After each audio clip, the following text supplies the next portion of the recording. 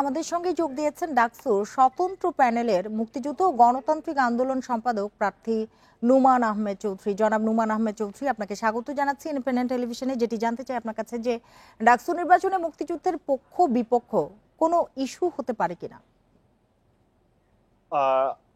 ধন্যবাদ ইন্ডিপেন্ডেন্ট টেলিভিশনকে। ডাকসু নির্বাচনে মুক্তিযুদ্ধের পক্ষ বিপক্ষ অবশ্যই একটা বিষয় হতে পারে, কারণ আপনি যদি ডাকসুর গঠনতন্ত্রটা দেখার চেষ্টা করেন তাহলে প্রথমেই যেটা বলা আছে যে ডাকসুর লক্ষ্য এবং উদ্দেশ্য কি হবে, সেইখানে প্রথম যে ধারাটা আছে সেটি হচ্ছে ডাকসুর কাজ হবে 1971 সালের মহান মুক্তিযুদ্ধ, স্বাধীনতা সংগ্রাম এবং আমাদের যে সার্বভৌমত্বের লড়াই সেটিকে আপহোল্ড করা। তো এইখানে যখন একটি সংগঠন আপনার অংশগ্রহণ করছে যারা মুক্তিযুদ্ধের অস্তিত্বে হয় বিশ্বাস করে না অথবা বিভিন্ন পন্থায় অবমাননা করার চেষ্টা করে, তো সেই জায়গা থেকে দিন শেষে এটি একটি আদর্শিক লড়াইয়ে গিয়ে ঠেকতে পারে বলে আমার মনে হয়। 24-এর গণ অভ্যুত্থানে যারা ভূমিকা রেখেছেন তাদের কত অংশ আপনাদের প্যানেলে যুক্ত হয়েছে? আমাদের প্যানেলে আমার মনে হয় না এমন কেউ আছেন যে যিনি 24-এর গণ অভ্যুত্থানে ভূমিকা রাখেননি। যেমন আমার প্যানেলে আমি স্বতন্ত্র শিক্ষার্থী ঐক্য থেকে নির্বাচন করছি। আমার প্যানেলের ভিপি প্রার্থী উমামা ফাতেমা, যিনি তো নারীদের মধ্যে সামনের সারিতেই ছিলেন। আমি নুমান আহমদ চৌধুরী, আমি একদম প্রথম দিন থেকেই তো যুক্ত ছিলাম, যেহেতু এই পদটাতে ইলেকশন করছে বুঝতেই পারছেন।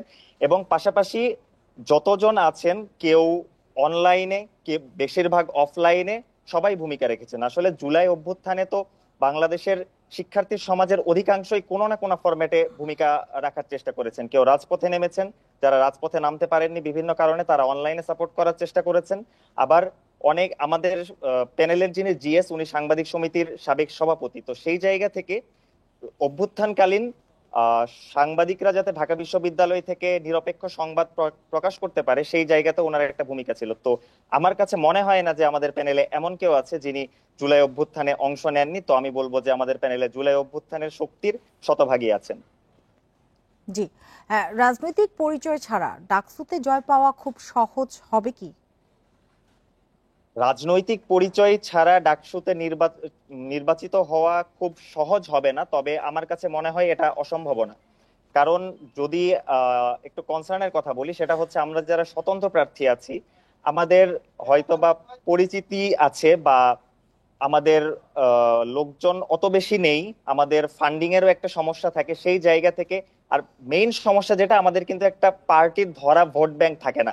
তো সেই জায়গা থেকে আমাদের মানুষের কাছে গিয়ে ভোটটা তুলে আনতে অনেক বেশি পরিশ্রম করতে হয়। হ্যাঁ, যাদের পার্টি আছে তাদের একটা পার্টির ধরা ভোট ব্যাংক থাকে, সেই জায়গাতে তারা এগিয়ে থাকেন। তবে বর্তমানে 24-এর গণ অভ্যুত্থান পরবর্তী সময়ে বাস্তবতা কিন্তু ভিন্ন। কারণ আমরা অতীত সময়ে দেখেছি যে ক্যাম্পাসে যদি ডাকসু থাকে তাহলে পাওয়ার পার্টি, অথবা পাওয়ার পার্টি যে থাকে সরকারি ক্ষমতায়, সব ছাত্র সংগঠনই কিন্তু ক্যাম্পাসকে দখল করার একটা চেষ্টা করেছে। সেই জায়গা থেকে আমার কাছে মনে হয়েছে ক্যাম্পেইন করতে গিয়ে যে ভোটারদের কাছে তাদের চয়েস লিস্টের সবচাইতে উপরে আছে স্বতন্ত্র প্রার্থীরা, যারা কোনো দলীয় বা লেজুর ভিত্তিক রাজনীতির সাথে সরাসরি সংযুক্ত না। সেই জায়গা থেকেই আমরা একটা আশার আলো দেখতে পাচ্ছি।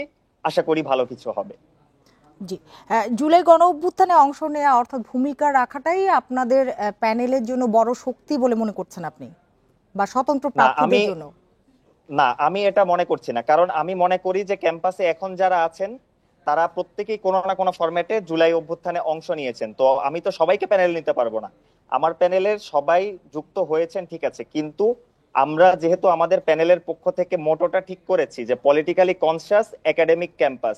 আমরা অতীত সময়ে যেটা দেখেছি যে আহ রাজনৈতিক দলগুলো ক্যাম্পাসে রাজনৈতিক গ্যাঞ্জাম সবসময় করার চেষ্টা করে। সেই জায়গা থেকে ঢাকা বিশ্ববিদ্যালয়ের যে মেইন পারপাস বা একটা ইউনিভার্সিটির যে মেইন পারপাস হওয়ার কথা, যে একাডেমিক এক্সিলেন্স, সেই জায়গা থেকে কিন্তু আমরা বারবার সরে গিয়েছি। তো আমরা চেষ্টা করেছি আমাদের একাডেমিক এক্সিলেন্সটা নিয়ে আমরা করব, আমরা এই প্রতিশ্রুতি দিচ্ছি। তো সেই জায়গা থেকে প্রত্যেকটা সম্পাদক পোস্টে যার যার স্পেশালাইজেশন আছে, কাজ আছে বিভিন্ন জায়গায়, সেই জায়গা থেকে আমরা এইভাবেই প্রার্থীগুলোকে সিলেক্ট করার চেষ্টা করেছি। এইখানে শুধু জুলাই অভ্যুত্থানের অংশগ্রহণ যে আমাদের নির্বাচন মানে প্রার্থী সিলেক্ট করার মানদণ্ড ছিল, এটি কোনো ক্ষেত্রেই হয়নি।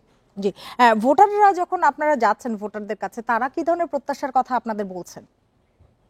ভোটারদের কাছে আমরা যখন যাচ্ছি তাদের কাছ ছোট থেকে করে একটু বেশ বলবেন। পজিটিভ, হ্যাঁ পজিটিভ রেসপন্সই পাচ্ছি। এবং ওটাই তারা বলছেন যে দলীয় প্যানেল জিতলে তো অনেক ধরনের সমস্যা সৃষ্টি হয়, তো সেই জায়গা থেকে স্বতন্ত্র প্রার্থীদের কাছে তাদের অনেক প্রত্যাশা। তারাই আমাদেরকে অনেক ক্ষেত্রে পুশ করছেন যে ভাই কাজ করছেন না কেন বা প্রচারণা বাড়াচ্ছেন না কেন, আপনার তো লিফলেট পাইনি।